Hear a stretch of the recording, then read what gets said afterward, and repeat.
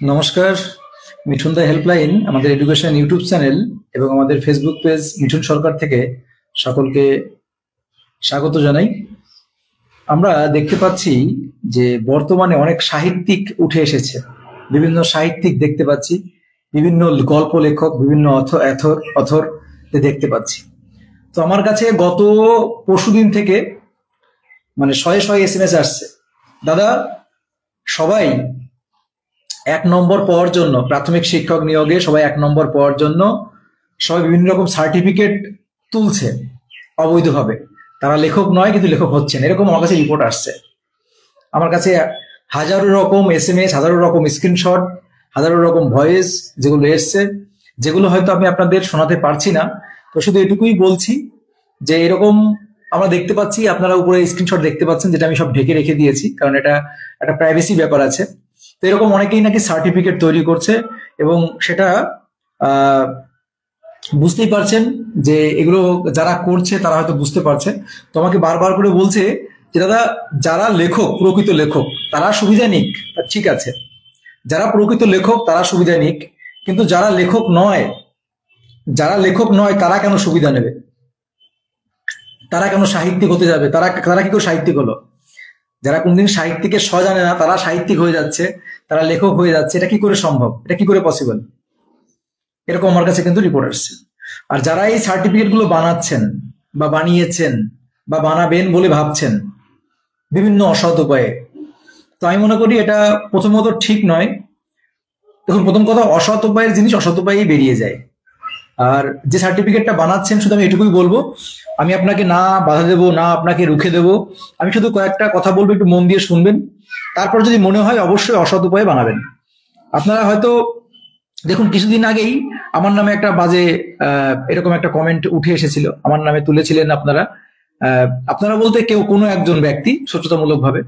তো যারা এই সার্টিফিকেট গুলো বানাচ্ছেন বা যারা এগুলো নিচ্ছেন অসৎ উপায়ে, আপনারা এটা মনে রাখবেন, এটা শো করার পর, এটা যখন শো করবেন, ধরে নিন চাকরিটা আপনি পেয়ে গেলেন, তারপর যখন এটা ভেরিফিকেশন হবে, হয়তো চাকরির পরপরই ভেরিফিকেশন হয় না, কিন্তু সেটা 2 বছর 3 বছর পর কিন্তু ভেরিফিকেশন হয় যে আপনি এক্সট্রা কারিকুলামের 1 নম্বর নিয়ে আপনি চাকরিটা পেয়েছেন, সেই এক্সট্রা কারিকুলামের নম্বরটা আদৌ বৈধ কিংবা যুক্তিযুক্ত কিনা, তার আদৌ গ্রহণযোগ্যতা আছে কিনা। আপনি শুধুমাত্র টাকা দিয়ে কোথাও একটা নিউজ পেপারে নাম ছাপিয়ে বা কোনো একটা ওয়েবসাইট, কোনো একটা স্বনামধন্য প্রতিষ্ঠিত ওয়েবসাইট থেকে টাকা পয়সা দিয়ে নিজেকে অথর হিসাবে, নিজেকে সাহিত্যিক হিসাবে প্রমাণ করতে চাইছেন, সেটা কিন্তু হবে না, সেটা হবে না, ধরা খেয়ে যাবেন। আমি আপনাদের ভালোর জন্যই বলছি, যারা এখনো পর্যন্ত সার্টিফিকেট তুলেছেন বা তুলবেন বলে ভাবছেন, তারা সার্টিফিকেটটাকে ফেলে দিন বা ছুঁড়ে ফেলে দিন, ছিঁড়ে ফেলুন। না হলে পরবর্তীতে আপনার যে কষ্টের ও এত সারা বছর ধরে কষ্ট করে যে চাকরিটা পেয়েছেন, সেই চাকরিটা একদিন হারাতে হবে। সত্যি বলছি, হারাতে হবে। আমি আপনাদের একটা জ্বলন্ত উদাহরণ দিই। এই আমরা কিছুদিন আগেই একটা পত্রিকায় দেখেছিলাম, একজন জেনারেল ক্যান্ডিডেট, তিনি টাকা দিয়ে সার্টিফিকেট বানিয়েছিল, টাকা দিয়ে সার্টিফিকেট বানিয়ে সে এসটি ক্যাটাগরির সার্টিফিকেট বানিয়েছিল, বানিয়ে সে চাকরিতে ঢুকেছিল, সরকারি চাকরি, সেটা ডিফেন্স লাইন ছিল। তো চাকরিতে করার পর সে 3-4 বছর চাকরি করেছে, কিছু হয়নি। 3-4 বছর ধরে চাকরি করেছে, কিছু হয়নি। কিন্তু 3-4 বছর পরে গিয়ে, 3-4 বছর পরে গিয়ে কি হয়েছে জানেন? তার ইনকোয়ারি হয়েছে যে সেই যে কাস্ট সার্টিফিকেটটা বার করেছে, সেই কাস্ট সার্টিফিকেটটা বৈধ কিনা। আমি আপনাদের ভালোর জন্য বলছি, প্লিজ আপনারা যারা, আমার কাছে অনেক রকম রিপোর্ট আসলো, ভালো ভালো সুনামধন্য ব্যক্তিদের নাম আসলো, যাদেরকে সমস্ত টেট পাস 22 টেট পাস, যারা টেট পাস আছে, তারা আপনাদের অনুকরণ করে, আপনাদের আইডিয়াল মনে করে, আপনাদের আদর্শ অনুপ্রাণিত বা আপনাদের কথা মন দিয়ে শোনে। তো তারা যদি অসৎ উপায়ে গ্রহণ করে, দেখুন আমি আবার বলছি, যারা যোগ্য, যারা লেখালেখি করেন, যারা সাহিত্যিক, বইপত্র লিখেছেন প্রকৃতই, যাদের পূর্বে থেকেই আছে, তাদের ব্যাপারটা আলাদা, তারা অবশ্যই যোগ্য, তারা অবশ্যই সার্টিফিকেট শো করবেন।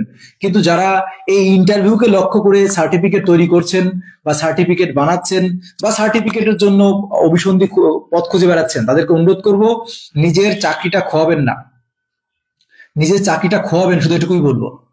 অসৎ উপায়ে পাওয়া কোনো জিনিস, যেমন দেখেন 26,000 চাকরি বাতিলের যে মামলা যেটা, সেটা দেখুন যারা অসৎ তারা কিন্তু 2 বছর 4 বছর 5 বছর 10 বছর পরে হলেও তাদের চাকরিটা কিন্তু চলে গেছে।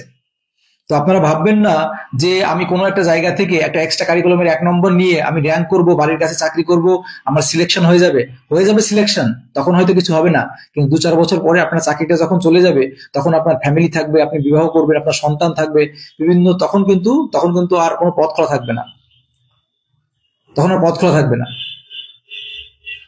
ঠিক আছে? তো যারা এগুলো করছো, দেখো আমি কাউকে নাম ধরে স্পেসিফিক ভাবে বলবো না, আমার বলা উচিত না, আমি শুধু তাদেরকে সতর্ক করার জন্য। আর দেখুন, কম্পিটিশনে সবাই লড়ছে, সবাই নিজের নিজের যোগ্যতায় নিজের নিজের সততায় লড়বেন, আমরা প্রত্যেকেই লড়বো, কিন্তু এখানে অসৎ পথে কিছু করে কিছু পাওয়া, তার মধ্যে কোনো স্বাদ নেই। অসৎভাবে কিছু করবেন না, কিছু তুলবেন না, তার ফলাফল খুব খারাপ হবে। সৎ পথে থাকুন, ন্যায়ের পথে থাকুন, নিজের সেরাটা দিন, অবশ্যই আপনি সফল হবেন। কিন্তু অসৎভাবে ভাবছেন যে আমি এক্সট্রা কারিকুলামের 1 নম্বর দিয়ে আমি নিজের চাকরিটিকে সিকিউর করব, কাট আপে আসবো, বা আমার লাইফ সিকিউর হয়ে যাবে, না, আপনার লাইফ কিন্তু আরো দুর্বিষহ হয়ে যাবে। আবারও বলছি, যারা অসৎ পথে টাকা দিয়ে সার্টিফিকেট তুলেছেন, যারা তুলবেন বলে ভাবছেন, তারা মাথার থেকে ডিলিট করে দিন ওই অসৎ পথে কোনো সার্টিফিকেট তোলার। সেটা হয়তো আপনি কোনো খানিক সময়ের জন্য হয়তো কাজে আসবে, কিন্তু সেটা পরবর্তীতে আপনার পুরো জীবনটাই শেষ করে দিতে পারে, আপনার পুরো চাকরিটাকে কেড়ে নিতে পারে।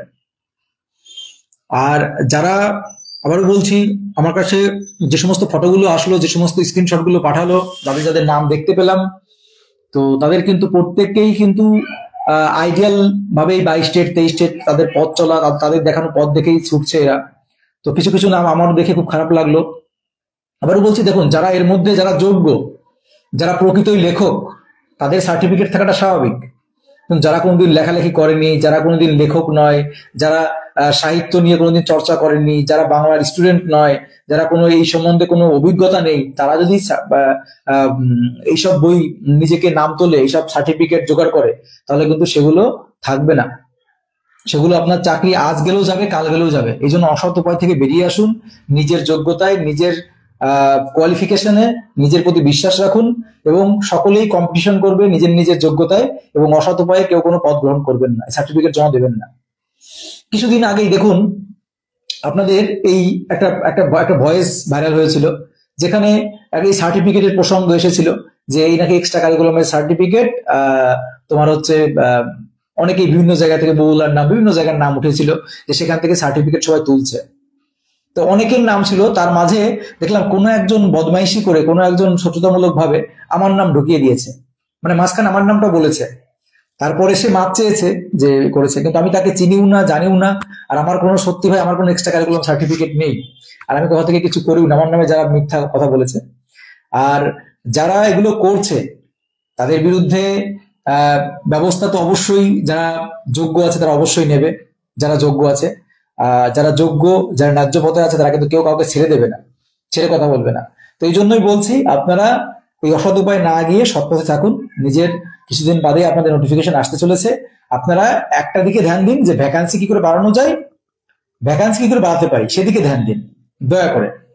ভ্যাকান্সি আমরা কিভাবে বাড়াতে পারি এবং দ্রুত কি করে নিয়োগ করাতে পারি, এদিকে ধ্যান দিন। ভ্যাকান্সি বাড়লে পরে আপনার এক্সট্রা কারিকুলাম সার্টিফিকেট কোথা থেকে চুরি করে টাকা দিয়ে কিনতে হবে না। আর যারা কিনেছেন তারা হয় ছিঁড়ে ফেলে দিন, না ঘরে রেখে দিন, কেউ এক্সট্রা কারিকুলামের নম্বর অ্যাড করবেন না। যারা মানে বেআইনি ভাবে 2 নম্বর ভাবে যারা সার্টিফিকেট তুলেছেন, দেখুন, যারা যোগ্যতার ভিত্তিতে কেউ এনসিসি করেছেন, তার এনসিসি সার্টিফিকেট আছে, সেটা আলাদা, সে তো অবশ্যই যোগ্য। যে প্রকৃত অথর, যে প্রকৃত লেখক, বই লিখেছেন, বিভিন্ন বই তার, সে যোগ্য। তো এইরকম যাদের প্রকৃতই যে বিষয় এক্সট্রা কারিকুলাম অ্যাক্টিভিটি আছে, তার জন্য যোগ্য। কিন্তু যারা এক্সট্রা কারিকুলাম অ্যাক্টিভিটি নেই, যারা সার্টিফিকেট গুলো তুলছে, তারা কিন্তু অযোগ্য, আর চাকরিটা হারাবেন শেষমেশ। চাকরি হয়ে যাওয়ার পরও 2 বছর 3 বছর পর, যখন এটা আমার কথা নয়, আপনার ভাবছেন এটা আমি তো মন করা কথা বলছি, দাদা হয়তো মন করা ভয় দেখানোর কথা বলছে, না, আমার কাছে এরকম অনেক প্রমাণ রয়েছে। যদি কেউ বিশ্বাস না করেন, আমার কাছে যোগাযোগ করবেন, আমি আপনাদের প্রমাণ সহকারে দেখিয়ে দেবো। এরকম অনেকেই কিন্তু ফেক সার্টিফিকেট দিয়েছিল, এবং শুধুমাত্র এই চাকরি না, বিভিন্ন চাকরির ক্ষেত্রে পরবর্তীতে কিন্তু তাদের চাকরি চলে গেছে। আপনাদের অবশ্যই 100% ভেরিফিকেশন হবে। ভাববেন না যে শুধুমাত্র নেটে নাম তুলে দিলে পরে ওটা সঠিক। যারা ভাবছেন যে সার্টিফিকেট নিয়েছি, নেটে নাম তুলে দিয়েছে, আর কোনো চিন্তা নেই, এটা সম্পূর্ণ ভুল ভাবছেন। সম্পূর্ণ ভুল ভাবছেন। নেটে নাম উঠে গেছে মানে আমার সার্টিফিকেট হয়ে গেছে, আর কোনো চিন্তা নেই, টাকা দিয়েছি, নেটে নাম তুলে দিয়েছে, না। আপনি ফেসে যাবেন। অবৈধ পথে অসৎ উপায়ে কোনো সার্টিফিকেট তুলবেন না দয়া করে, আপনাদের কাছে করজোড়ে মিনতি। হ্যাঁ, নিজের করে ভালো করে ইন্টারভিউ দিন, নিজের প্রতি বিশ্বাস রাখুন, আত্মবিশ্বাস রাখুন, অবশ্যই আপনার চাকরি হবে, অবশ্যই আপনি ক্র্যাক করবেন। তো তা নিয়ে শুধু শুধু আমার মনে হয় বেআইনি পথে যাওয়া উচিত নয়। এটা আমার একান্ত ব্যক্তিগত মন্তব্য যে বেআইনি পথে, 2 নম্বর পথে কোনো কিছু উপার্জন করা উচিত নয়। আমি ব্যক্তিগতভাবে মনে করি, আমি আমার নিজের মতামত মনে করি, আমি চাকরি করব না, কিন্তু আমি অসৎ উপায়ে কোনো কিছু করব না, অসৎ উপায়ে কোনো কিছু নেব না। এটা মাথায় রাখবেন। আপনি যদি কোনো কিছু সৎভাবে কষ্ট করে, কষ্ট উপার্জিত, তখন আপনি কষ্ট করে আপনি টেট পাস করেছেন, ধরুন আপনি কষ্ট করে টেট পাস করেছেন, আপনি কষ্ট করে উচ্চ মাধ্যমিক পাস করেছেন, কষ্ট করে গ্রাজুয়েশন কমপ্লিট করেছেন, সারা বছর পড়াশোনা করে এখন একটা জায়গায় এসেছেন। তো এবার এই সামান্য একটা সার্টিফিকেটের জন্য নিজেকে কালিমা লিপ্ত করবেন না।